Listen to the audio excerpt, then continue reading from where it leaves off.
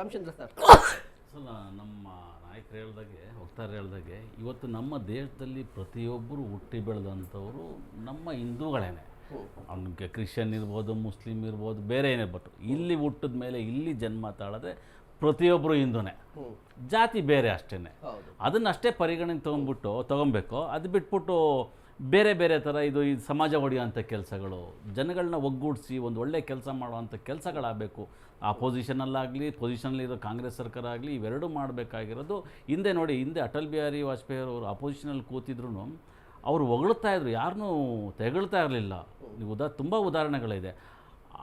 ಅಟಲ್ ಬಿಹಾರಿ ವಾಜಪೇಯಿ ಒಂದು ಆದರ್ಶ ಏನಾದರೂ ಇದೆಯಾ ಇವರಲ್ಲಿ ಇವತ್ತು ಆರ್ ಎಸ್ ಎಸ್ನವರಲ್ಲಿ? ಆಮೇಲೆ ತಮ್ಮ ವಕ್ತಾರ ಆರ್ ಎಸ್ ಎಸ್ ವಕ್ತಾರ ಹೇಳೋದು ಸುರೇಶ್ ಕುಮಾರ್ ಅವರು ತುಂಬ ನಿಯತ್ತಾಗಿದ್ದಾರೆ ಅಂತ. ಪಾಪ ಇವತ್ತಿನ ದಿನ ಅವರು ಮನೆ ಇಲ್ಲ, ಬಾಡಿಗೆ ಮನೇಲಿ ಯಾವುದೋ ಶೀಟ್ ಮನೆಯಲ್ಲಿದ್ದಾರೆ ಅಲ್ವಾ? ಅವರೇನು ಇದೇ ಆಗಿಲ್ಲ, ಕಲ್ಪಿಟ್ಟ ಆಗಿಲ್ಲ. ಆ ಥರ ಒಂದು ಮನಸ್ಥಿತಿ ಹೆಂಗಿದೆ ಅಂತಂದರೆ, ಇವತ್ತು ಜನ ಆಪೋಸಿಷನಲ್ಲಿ ಕೂತಿರ್ತಕ್ಕಂಥ ಅಶೋಕ್ನವ್ರು ಮಾತಾಡೋ ಪರಿಸ್ಥಿತಿಗಳು ನೋಡಿದಂತಂದರೆ ಏಸ್ಗೆ ಆಗುತ್ತೆ.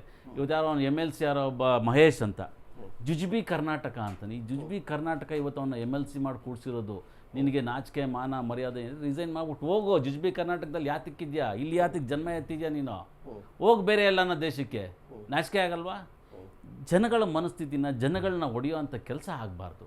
ಇವತ್ತಿನ ದಿನ ಕಾಂಗ್ರೆಸ್ಸಲ್ಲೂ ಈ ಕೆಲಸ ಆಗ್ತಿಲ್ಲ, BJPನಲ್ಲೂ ಸೆಂಟ್ರಲಲ್ಲೂ ಆಗ್ತಿಲ್ಲ, ಇಲ್ಲೂ ಆಗ್ತಿಲ್ಲ.